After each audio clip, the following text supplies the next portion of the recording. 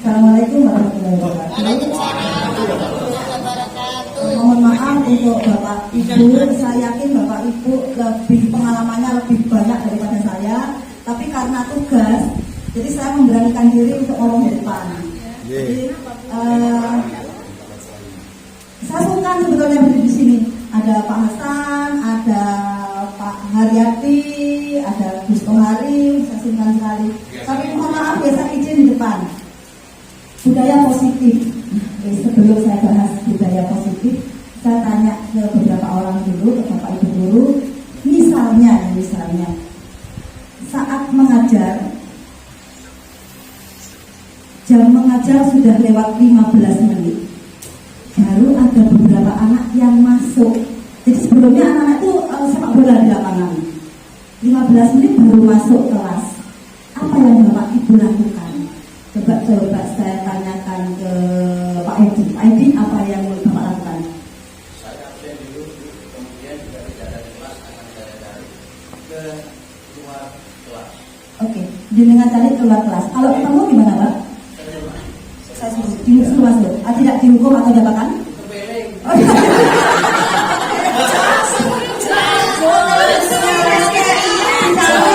Solusinya dicari, kemudian nanti disuruh masuk, tapi dikasih bonus dulu, gitu ya. Coba kalau ibu-ibu, misalnya Bu siapa ya yang oke Bu. Saya panggil ke BK dulu, saya kasih bimbingan, lantas saya masuk ke kelas. Oke, dicari, Kat itu kemudian dimasukkan ke ruang BK, dikasih bimbingan, baru diajak masuk ke kelasnya, gitu ya. Nah sekarang guru muda ini coba Mbak Retno ya, gimana Mbak Retno solusinya? kalau saya tuh biasanya kan saya absen, misalkan hanya nggak ada, saya tanya ke temennya kemana, misal main bola, saya suruh panggil ke temennya, saya suruh panggil, nanti dia kembali, terus saya tanya kenapa main bola, kenapa kan waktunya sudah masuk, iya gimana, tapi saya tetap ya sudah duduk, jangan diulangi, cuma gitu. Oke, tepuk tangan untuk Mbak Retno, sabar banget ya. Ditanya kenapa, alasannya apa gitu ya Mbak Retno. Oke, ini pelajaran ya bagi saya. Jadi ternyata terkadang guru asal tadi, guru muda itu bukannya tidak memiliki kemampuan, malah kelebihan mereka sangat banyak daripada kita. Nah, di sini kita akan belajar budaya positif. Apa sih budaya positif itu? Budaya positif di sekolah ialah nilai-nilai, keyakinan dan kebiasaan di sekolah yang berpihak pada murid agar murid dapat berkembang menjadi pribadi yang kritis, penuh hormat dan bertanggung jawab. Ternyata itu. Jadi bukan hanya anak-anak itu bisa menjawab saja, bukan hanya kritis saja, tetapi bertanggung jawab dan hormat. Itu budaya positif.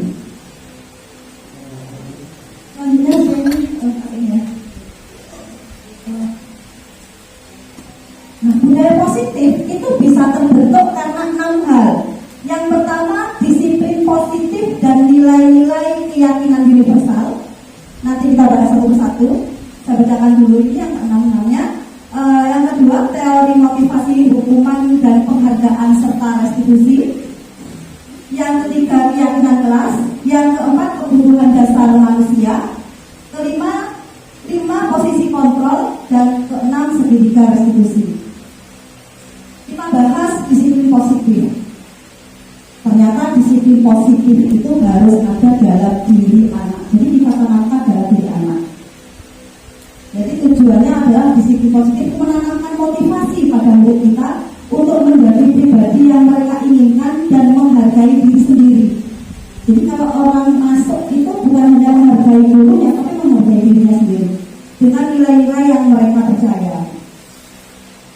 Nah, sedangkan nilai-nilai kebajikan universal itu nilai-nilai kebajikan yang disepakati bersama, lepas dari suku, bangsa, agama, bahasa maupun latar belakangnya. Jadi ternyata ini banyak sekali, termasuk profil pelajar Pancasila itu adalah nilai kebajikan universal.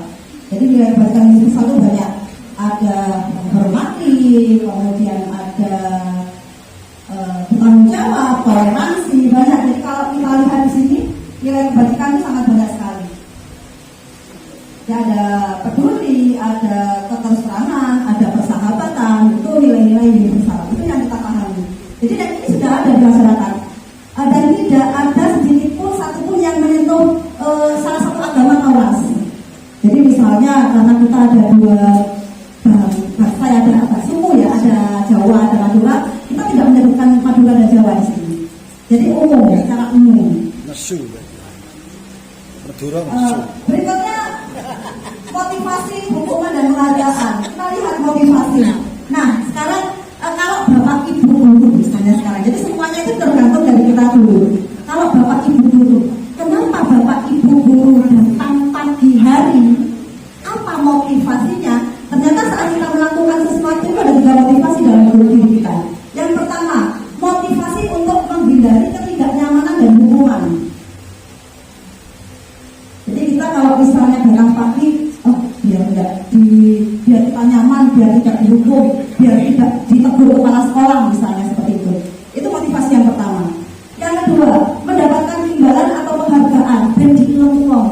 Temuan isu seperti itu. Itu pasti yang kedua kan? Jadi untuk mendapatkan penghargaan, jadi apa imbalan.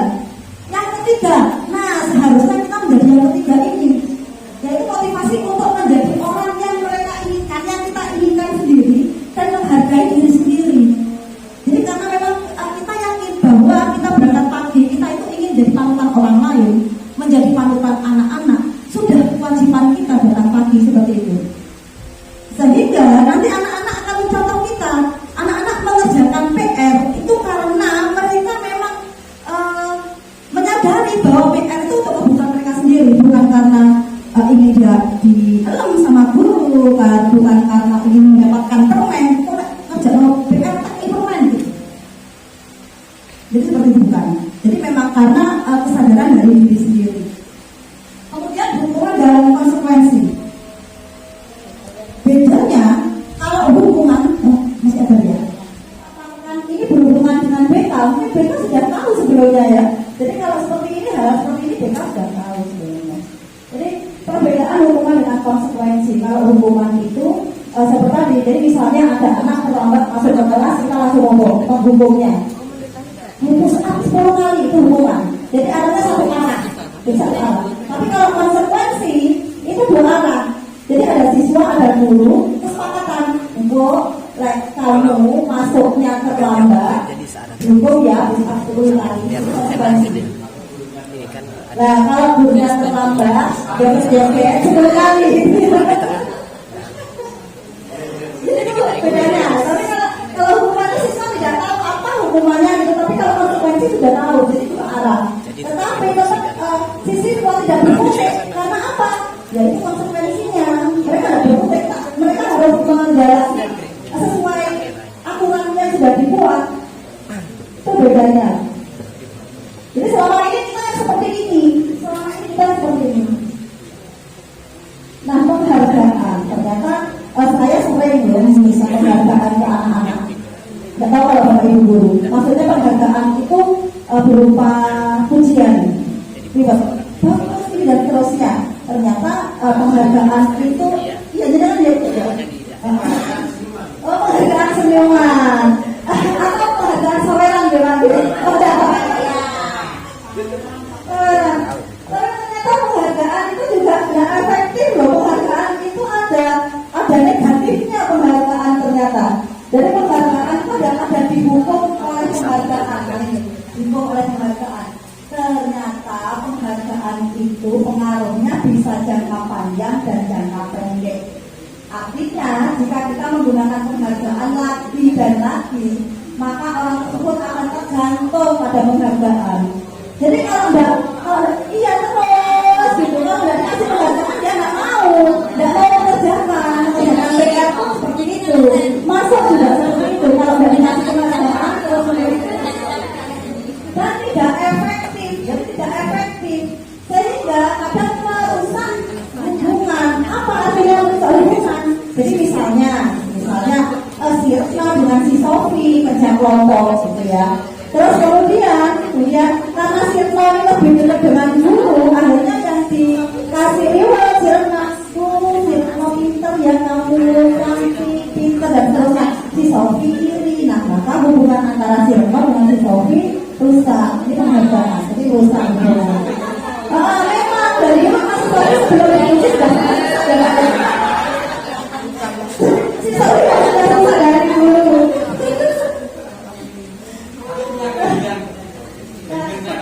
Penghargaan tidak mengurangi ketepatan, jadi kurang tepat menilai seorang karena penghargaan.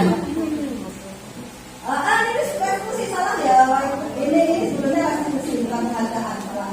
Kemudian restitusi adalah proses menciptakan kondisi bagi murid untuk memperbaiki kesalahan sehingga mereka bisa kembali pada kelompok mereka dengan karakter yang lebih kuat.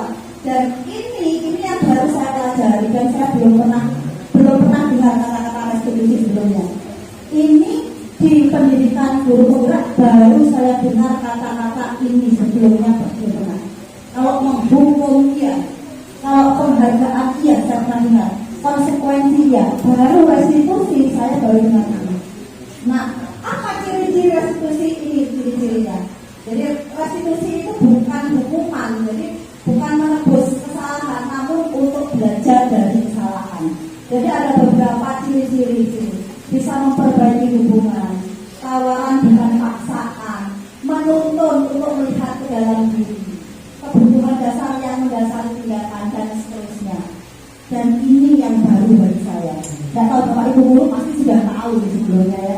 Jadi kalau saya baru tahu ini kalau bahwa ada restitusi. Nah, diawali dari budaya membuat keyakinan kelas. Selama ini yang saya tahu itu membuat peraturan kelas. Bagaimana dengan Bapak Ibu guru? Kalau wali kelas pernah nggak membuat peraturan kelas? Pernah. Kalau peraturan kelas ada sanksinya pada? Kalau peraturan kelas ada. Jadi kalau keyakinan kelas itu tidak ada sanksinya, tidak ada konsekuensinya. Jadi kalau peraturan kelas, kalau keyakinan kelas ini siswanya disuruh menuliskan apa saja aturan. Jadi aturan dulu yang disepakati di kelas. Jadi misalnya anak satu kelas disuruh membawa kapur atau apa atau menuliskan dalam sekali kertas aturan yang ingin mereka tetapkan di kelas mereka. Jadi misalnya menghormati, tidak mencuri, kemudian meminjam barang, kemudian dikembalikan lagi, tidak mengolok-olok nama orang tua, gitu biasanya ya. Mengolok-olok, kemudian tidak memainkan HP saat pelajaran, itu aturan. Mereka menuliskan semuanya. Baru setelah itu kita rangkum menjadi satu aturan-aturan yang sudah dibuat menggunakan kalimat yang positif. Jadi tidak ada kata tidak boleh memainkan HP saat pelajaran, tidak boleh seperti itu. Jadi tidak ada kata-kata tidak. Jadi misalnya kata-kata berubah menjadi menghormati guru saat menerangkan, memasukkan HP ke dalam tas misalnya. Jadi tidak ada kata-kata tidak dan jangan. Jadi kata-katanya menggunakan kata-kata positif dan tidak disertai dengan sanksi. Tidak ada sanksi. Jadi misalnya kalau ada anak yang memakai HP, sanksinya membayar denda 10.000 saja. Karena apa? Karena selama ini saya pernah lihat pengalaman teman saya guru SD. Dia membuat peraturan kelas, mengerjakan tugas tepat waktu. Sanksinya membayar denda 5.000 rupiah. Ternyata anak-anak SD tadi malah datang ke gurunya pagi-pagi, Bu, saya lupa tidak mengerjakan PR, saya bayar 5.000 ya. Nah, itu tidak. Pokoknya tidak membangun anak ya, jadi tidak tidak membangun budaya positif, akhirnya semua anak dalam satu kelas membayar, tidak mengerjakan tugas, tidak mengerjakan PR. Nah di sini akhirnya disusun kalimat-kalimat positif. Kalau masih ada yang bersifat aturan, maka aturan tadi diubah lagi menjadi kalimat yang positif, tetap positif. Kalau misalnya ada yang hampir sama, contohnya mengolok-olok nama orang tua, tuh, kemudian mengejek guru dari belakang, itu menghormati. Kalimatnya jadikan satu, menghormati dan menghargai orang lain. Gitu. Jadi kalimatnya jadikan satu. Saya nanti berharap setelah pertemuan ini, dalam minggu depan Bapak Ibu guru yang bertugas sebagai wali kelas membuat keyakinan kelas, kemudian didokumentasi prosesnya, terus kemudian keyakinan kelas yang sudah dibuat di kelasnya masing-masing nanti disepakati bersama, ditandatangani guru, wali kelas, plus ketua kelas, kemudian ditempel. Saya juga ingin salinannya nantinya. Jadi mungkin Bapak kesiswaan atau Bapak kesiswaan tadi, Bapak kesiswaan juga membutuhkannya untuk membuat budaya positif di sekolah kita. Jadi kita butuh, karena anak-anak kita memang luar biasa tahun ini ya, tidak seperti sebelumnya. Mungkin bukan hanya kita, seluruh sekolah. Mbak Serwi mungkin dari PGRI merasakan dulu sebelum pandemi anak-anak baik, setelah pandemi anak-anak seperti itu gitu ya Mbak Serwi ya. Begitu juga dengan Mbak Lydia yang di SMP 3 padahal di pondok. Jadi setelah dan sebelum pandemi beda. Jadi kita perlu membuat budaya positif di sekolah kita. Ini contoh-contoh kalimat keyakinan kelas. Jadi bekerja sama, menjaga kebersihan, menjaga dan meletakkan barang sesuai tempatnya. Jadi tidak ada kata-kata jangan dan tidak boleh, itu tidak ada. Kemudian ini, anak-anak melakukan kesalahan di kelas itu karena belum terpenuhinya salah satu atau lebih dari kebutuhan dasarnya. Jadi manusia itu memiliki 5 kebutuhan dasar. Yang pertama, kebutuhan dasar untuk bertahan hidup, melindungi kesehatan, rumah, makanan. Yang biologis yaitu proses reproduksi. Nah ini harus dibahas secara lebih. Jadi misalnya kita melihat ada anak yang kehilangan HP, berarti kebutuhan dasar apa? Bertahan hidup. Ini jadi misalnya dia tidak terpenuhi, tidak bayar uang saku atau tidak dikasih uang saku sama orang tuanya, sehingga mereka mencuri HP dijual. Itu kebutuhan dasar untuk bertahan hidup. Nah di sini anak-anak sering sekali cari perhatian ke gurunya dengan cara saat pelajaran dia cometan, itu dari perhatian karena kebutuhan dasar kasih sayang di rumah itu tidak terpenuhi. Bapak Ibu sekalian, saya kemarin dalam minggu ini itu membuat refleksi di kelas A 9A B C D dan kelas 8 B C, dan sangat mengejutkan sekali. Ternyata kebutuhan dasar untuk rasa kasih sayang itu ya, saya nangis. Jadi saat Pak Sarwito tanya saya kenapa Bu, gitu, saya nangis karena ternyata anak-anak kita kurang kasih sayang. Jadi ada kalimat seperti ini ya Pak Ibu. Kelas 9C, harapan saya di tahun 2023 keluarga saya menjadi keluarga yang utuh. Orang saya tidak hanya memberikan uang saku saja ke saya, tetapi selalu mendampingi saya saat saya belajar, saat saya sholat. Saya akhirnya nangis sendiri. Ternyata sekian persen anak-anak kita itu kurang kasih sayang di rumah. Orang tuanya kerja di luar negeri, orang tuanya cerai dan lain-lain. Ini kebutuhan kasih sayang. Dan setelah saya lihat anak-anak yang kasusnya ada di BK, nah, kebanyakan kasusnya karena kurang kebutuhan kasih sayang. Oleh karena itu kita siap kasih sayang. Pak Edi siap, Pak Haryadi siap kasih sayang. Siapa? Oh siap. Pak Haryadi siap kasih sayang. Sangat siap. Sangat siap sekali Bapak. Nah, penguasaan ini dihargai ya. Anak-anak itu ini dihargai. Jadi kita tidak boleh membentak anak atau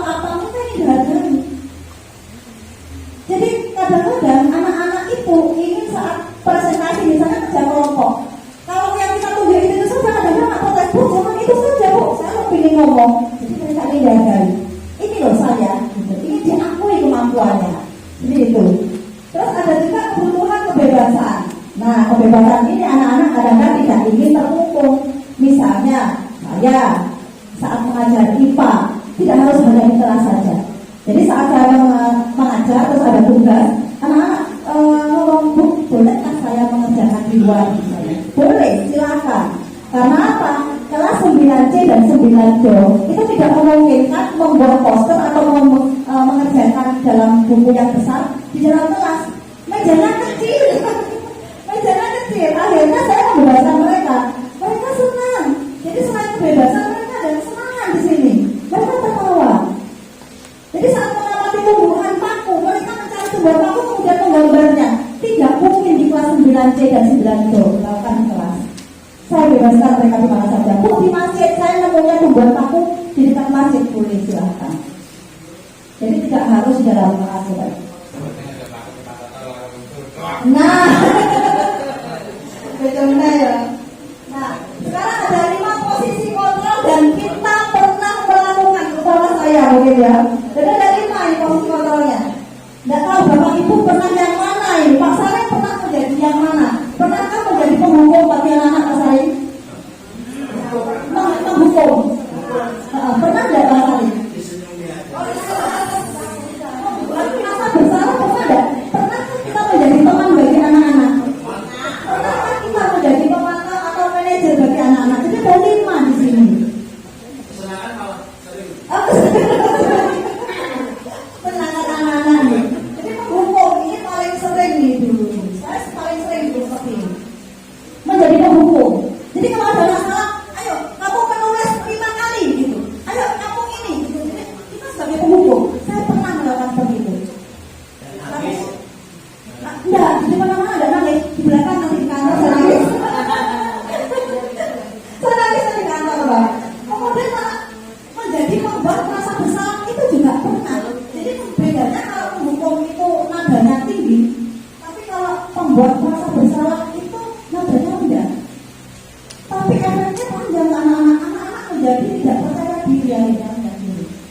Kenapa kamu lakukan? Kamu itu ini. Jadi anak-anak akhirnya merasa bersalah dan akhirnya merasa rendah diri. Efeknya jangka panjang sekali. Ternyata itu salah. Saya tidak merasa salah saat itu. Baru saat ini, setelah saya tahu ini, ternyata apa yang saya lakukan salah. Terus menjadi teman. Nah ini paling panjang fase saya menjadi teman bagi siswa itu panjang. Karena apa? Saya nyaman dekat dengan siswa. Tetapi efeknya anak siswa hanya mau nurut kepada saya, kepada guru lain tidak. Itu efeknya. Jadi saat pelajaran saya, anak-anak penuh kelas itu. Karena apa? Merasa menjadi teman saya, mereka nyaman ngobrol dengan saya. Tetapi saat pelajaran lain yang mereka tidak nyaman, mereka tinggalkan pelajaran. Kelasnya mereka tinggalkan, berjalan, kantin dan sebagainya. Itu efeknya. Kemudian pemantau ini hampir sama dengan menghukum, tetapi tidak menghukum.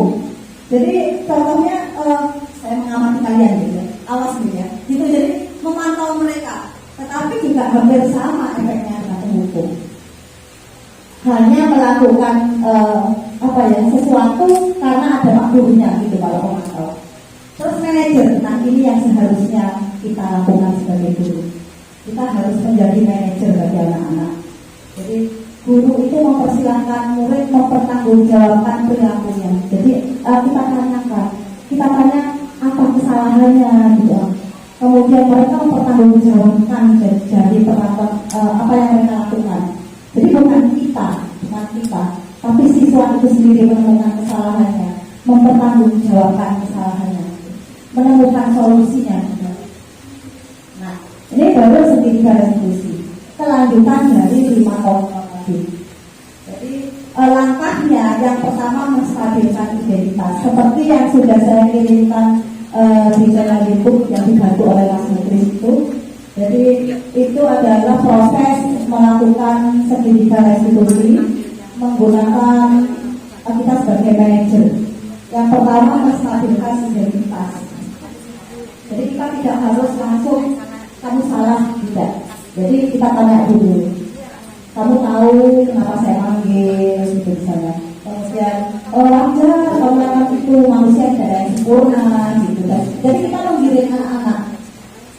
Baru setelah itu kita validasi. Jadi misalnya anak jawab, kok tapi saya pukul ibu sampai babak belur. Kita tetap ngomong bagus, bagus itu. Terus apa lagi? Gitu. Kita ngomong bagus aja. Kok ngomong jangan dibantah. Kita ikuti alurnya anak-anak. Oh bagus gitu ya.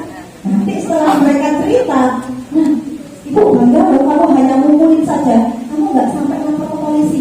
Wah ya jelas. Kamu nggak sampai lapor ke polisi. Kamu tidak melanjutkan kasus ini. Kalau kamu sudah ngumpulin temanmu, apa yang kamu rasakan? Gitu. Menyesalkan atau apakah dan seterusnya. Baru setelah itu kita cari solusinya. Yang cari solusi siapa? Anak-anak. Kita kirim. Terus gimana kalau sudah begini? Kamu menyesal? Jadi solusinya bagaimana? Oh minta maaf, monggo kapan minta maafnya? Dan seterusnya. Jadi saat anak merasa bersalah, memiliki kesalahan, kita panggil, tidak langsung kita hukum. Jadi kita menggunakan kontrol kita sebagai manajer melakukan sertifikat restitusi. Ini berarti. Dan seolah saja kita bisa melakukan itu. Tapi sulit. Jadi ada beberapa saya belajar ini dari guru TK. Saat saya mengantar anak saya TK, anak-anak TK itu berada di atas meja. Gurunya juga harus bunyi. Terus nanti jempol anak-anak itu. Wah, bagus, muridnya berguru, ganteng-ganteng, cantik-cantik, pintar bagus. Bisa lari ya di atas meja? Bisa, jamnya. Nggak jatuh? Enggak, berkuati, pintar, tapi lebih cantik dan lebih pintar kalau larinya di bawah, tidak di atas meja. Ternyata itu sertifikat restitusi. Ternyata itu yang harus kita lakukan pada anak didik kita. Walaupun mereka sudah tingkat SMP, tapi kita harus melakukannya seperti itu. Kenapa? Karena kalau kita sebagai guru, anak-anak malah brutal. Malah brutal. Iya.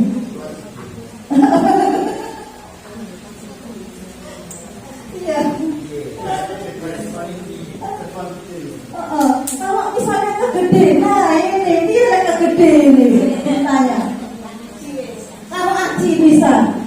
Nah, karena benar yang Bapak Hasan aku tadi diam, kali anak kan masa bersalah sendiri. Itu sudah restitusi saya rasa.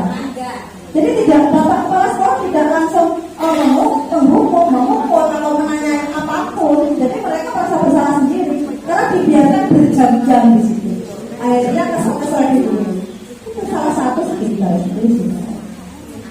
Nah, Bapak Ibu, semoga materi yang saya sampaikan hari ini bermanfaat. Saya tunggu nanti hasil dari keyakinan kelas yang sudah dibuat di kelasnya masing-masing.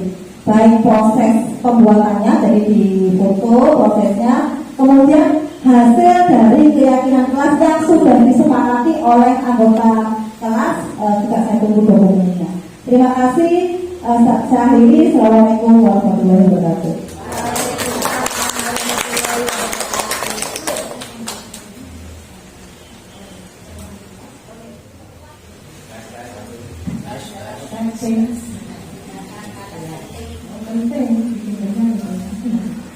Nah, begini Bapak Ibu, dari pemaparan ujian seperti itu tadi, kita harus menegakkannya di kelas.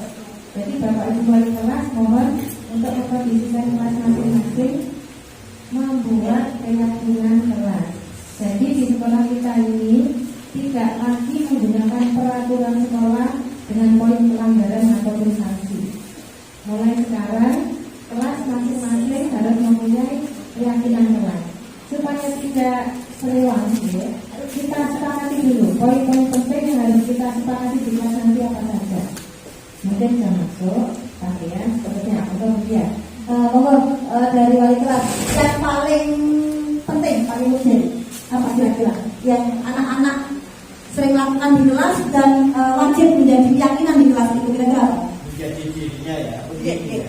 Pas jam masuk ke kelas dari bidang studinya itu anak-anak berada di kelas, walaupun bahasa kita adalah bahwa kelas itu tidak harus di dalam gedung.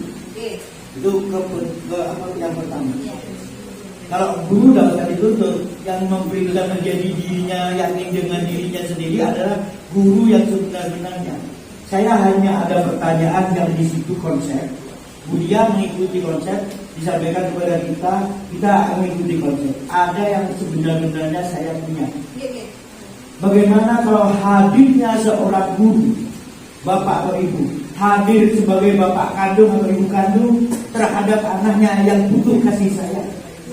Ini justru bagi saya melebihi yang daripada namanya teman, daripada namanya manajer.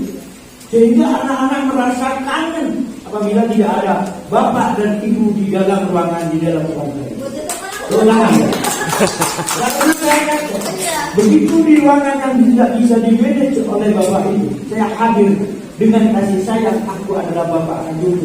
Kamu yang bukan adalah Emma. Kamu adalah Aan yang sebenarnya. Kamu butuh apa? Dan ayahnya salah apa?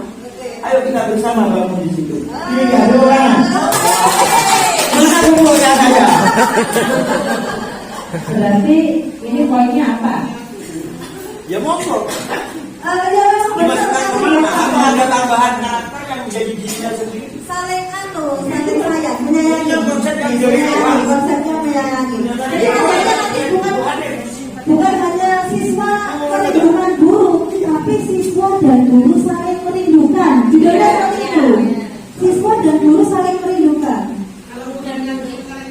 Aduh, saling Ini saya katakan juga, mohon maaf. Di kelas 8B yang tadinya tidak dicanangkan sebagai kelas unggulan, pada 8A saya masuk di dalamnya 8B. Saya bikin sebuah rumah tangga yang benar-benar rumah tangga. Ada bapaknya Matahari, ada bundanya yang melahirkan namanya Bunda Talia. Tepuk tangan Bunda Talia. Doa ini adalah inspirasi yang bisa diterapkan secara nasional. ya, berarti keyakinannya aku Bu menyayangi, saling menyayangi. Saling menyayangi. Oke, berikutnya lagi. Ya, apa lagi? Masukkan dari itu. Bapak menghormati. Apa? Bapak Ibu. Kayaknya memang enak di kelas deh Bu, disamakan dengan siswa. Nanti kalau di sini, pokoknya saja. Apa selain menyayangi, menghormati? Dia, soalnya anak-anak itu kalau saya masuk kelas saya sendiri 8C, itu yang sering main kan Okta, tahu Okta ya, kecil gitu cewek, rame. Terus pokoknya langsung pon, menempur, karena bapaknya namanya pon. Itu. Terus yang lain, yoyo oleh itu ibunya Nori. Jadi berarti waktu itu yang negur Okta itu Nori. Jadi mereka saling menyaut nama orang tua. Menghormati orang tua. Jadi mungkin selain menyayangi menghormati, apa lagi kira-kira? Apabila seorang sosok guru tidak hadir ke kelas minta dihormati, itu ada kesalahan besar pada karakter.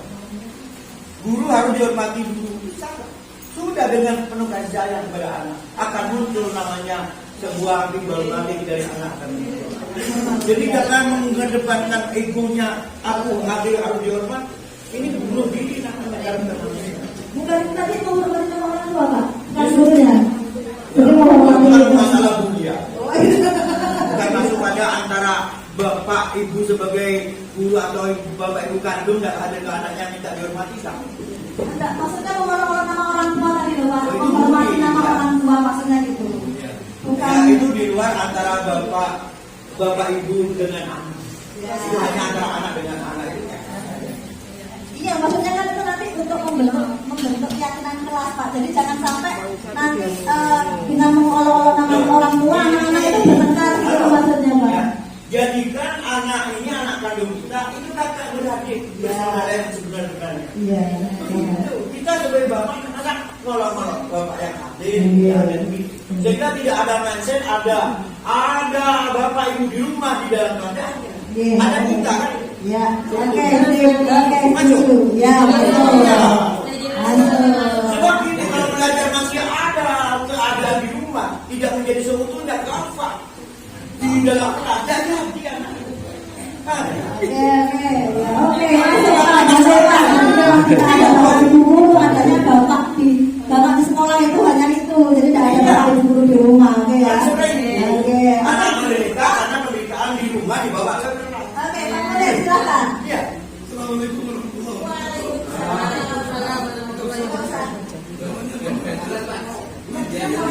Di dalam membuat keyakinan kelas atau aturan yang sudah disepakati oleh siswa, dan apabila keyakinan atau aturan yang dibuat dan disepakati bersama ada sebuah pelanggaran, itu sanksinya gimana?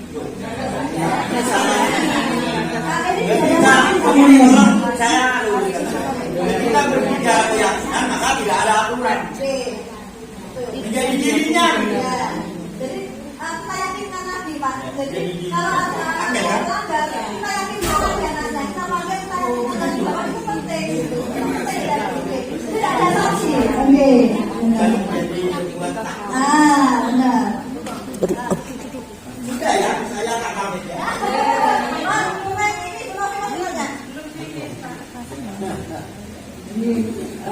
Di kelas 9R itu kita sudah membuat keyakinan kelas. Mungkin contohnya seperti mungkin kalau ada yang salah bisa dikoreksi. Jadi keyakinan kelas di 9R itu yang pertama menjadi kelas yang mempunyai kedisiplinan, unggul dalam segala hal. Kemudian kondisif di setiap jam pelajaran. Kemudian saling menghargai dan toleransi antar sesama.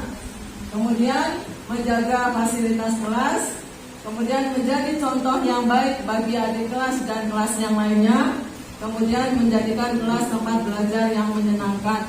Mungkin seperti itu. Oke, benar.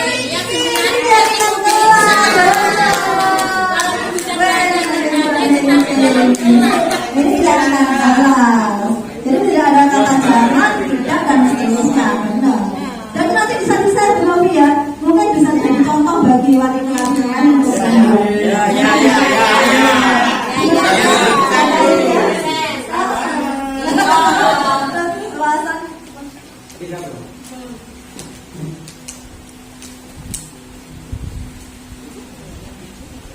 Saya nambah sedikit Ibu Bapak yang disampaikan tadi. Pada pertama, ngobrol itu jangan terlalu keras. Semakin keras kita ngobrol dengan orang lain menunjukkan kita semakin tinggi. Semakin kaya semakin tinggi, sampai tidak ada suaranya sama. Iya. Jadi semakin keras itu semakin tinggi, semakin kaya semakin tinggi. Dan yang kedua, keyakinan kelas itu kalau dulu kita kenal dengan kesepakatan. Kalau latihan kesepakatan latihan, kalau di kelas itu kesepakatan kelas. Untuk mendisiplinkan itu bukan hukuman namanya, tapi dia mengerjakan sesuatu yang menghukum dirinya, apa itu nanti dikali. Nah, kalau tanpa itu ya tidak dilaksanakan juga. Tapi bukan hukuman, tapi bagaimana dia ketika melanggar keyakinan kelas itu, di keyakinan kelas itu muncul juga dia dengan kesadaran melakukan apa ya? Menghukum dirinya sendiri atau jangan menghukum bahasanya atau apa, tanpa itu kurang apa ya, tapi nanti sudah saya sepakat tidak ada hukuman itu, sepakat, tapi bagaimana keberadaan keyakinan kelas itu atau peraturan dulu peraturan itu bisa efektif di kelas itu untuk dilaksanakan secara bersama-sama. Yang berikut akan lebih mengenal ketika itu muncul dari anak-anak. Konsep kita siapkan. Konsep kita siapkan biar anak-anak yang membuat itu dari yang dibuat oleh anak-anak, kemudian nanti baru kita tambahkan konsep-konsep yang lainnya. Misalnya kita yang mengusulkan dan berpikirnya itu saja tambahnya. Mungkin ada yang takut kurang lebihnya mohon maaf. Ibu Bapak, kita memang harus saling menghargai, saling mendukung. Saatnya besok ketika Pak Karim mau presentasi di depan boleh kita Bingung Pak, bingung. Nah, jadi saatnya siapapun yang mau presentasi kita fasilitasi karena kita berbagi itu tidak biasa. Kurang lebihnya mohon maaf.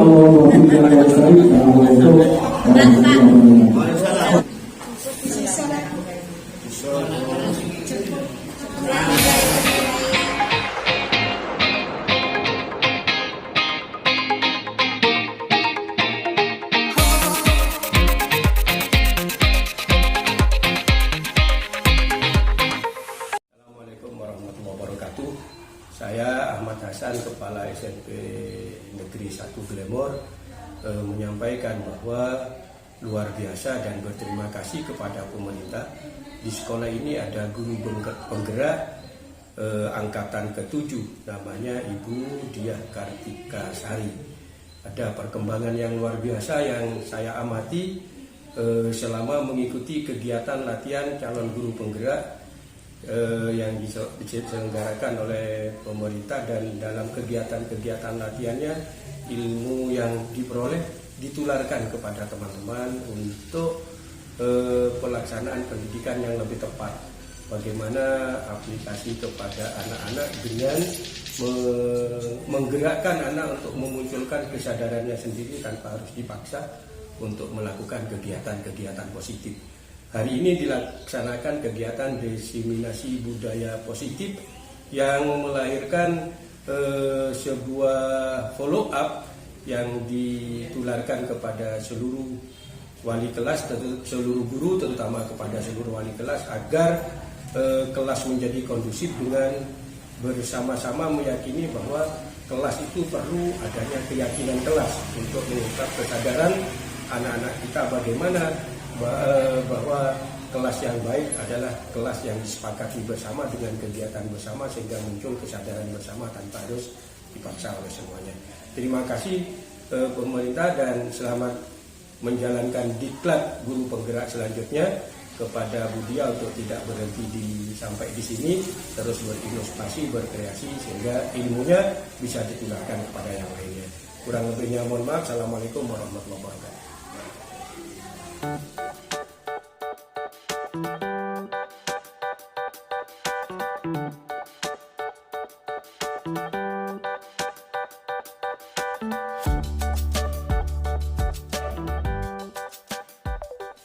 Assalamualaikum warahmatullahi wabarakatuh. Selamat siang. Terima kasih waktu yang diberikan kepada saya.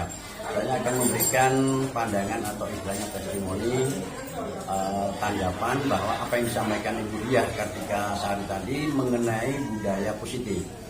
Budaya positif itu yang disampaikan Ibu Diah itu adalah mengajak anak-anak itu memahami apa yang menjadi tanggung jawabnya terhadap sekolah ini, mulai kebersihan lingkungan, sehingga apa yang disampaikan Bu Diah ini cukup bagus untuk dilaksanakan anak-anak dengan istilah budaya positif berupa, sehingga tidak perlu kita harus memang marah-marah terhadap menghukum anak-anak, sehingga anak-anak muncullah kesadaran diri sendiri, baik di dalam kelas maupun di lingkungan luar kelas. Terima kasih Pak Muklis, itu tanggapannya dari Budia. Bagus dari Budia.